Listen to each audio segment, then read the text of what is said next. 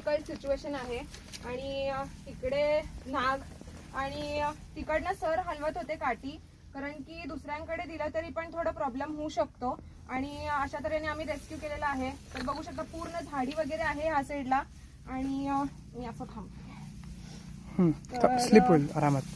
हां, तर बघा आता तुम्हाला दिसेल किती मोठा नाग आहे आणि तुमच्या इकडे सुद्धा असे साप येऊ शकतात, तर काळजी घ्या।